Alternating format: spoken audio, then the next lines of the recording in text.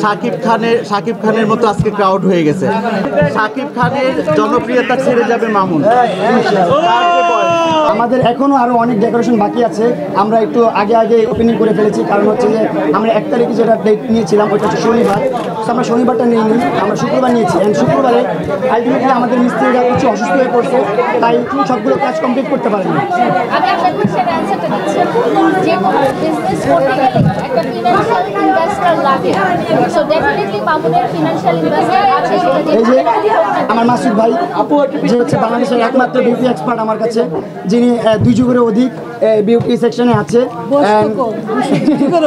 না বয়স কম বলে কিন্তু ভাই অন্য কিছু করে, ওইটা এখন করা দরকার নাই। আমাদের ফিনান্সিয়াল ইনভেস্টর এই সেলুনটা দেওয়ার আমার প্রশ্ন কিন্তু শেষ হয়নি। মামুন ভাই, আপনার সেলুনটার নাম দিয়েছেন কি?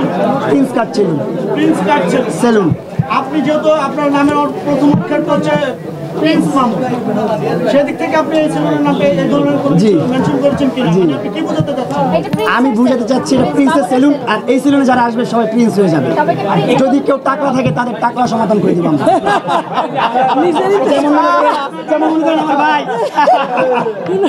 আচ্ছা মামুন, আচ্ছা লাইলার মানে পছন্দের কেউ যদি আসে তার নাম বলে তার জন্য কত % ডিসকাউন্ট দেবেন? লাইলার পছন্দের কেউ আসবে আমি তো এটা আশা করতে পারি না। ওর পছন্দের কোনো ছেলে আসবে, আসলেও তার জন্য 100, তার জন্য না মানে আমার পছন্দের আমার ভাইরা আসতে পারে, আমার ফ্যানরা আসতে পারে, আমার ফলোয়াররা আসতে পারে। আমার নাম বললে 65% ডিসকাউন্ট দিয়ে দিবেন। ও বাবা, ঠিক আছে, এটাই দিয়ে দিব আমরা। আসলে বাংলাদেশ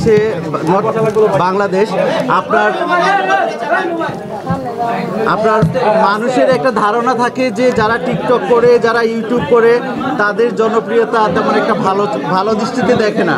বাট আজকে এই জনপ্রিয়তা প্রমাণ করলো যে মেইন স্ট্রিম আর টিকটকের মধ্যে কোনো পার্থক্য নাই, একই জিনিস, একই জনপ্রিয়তা।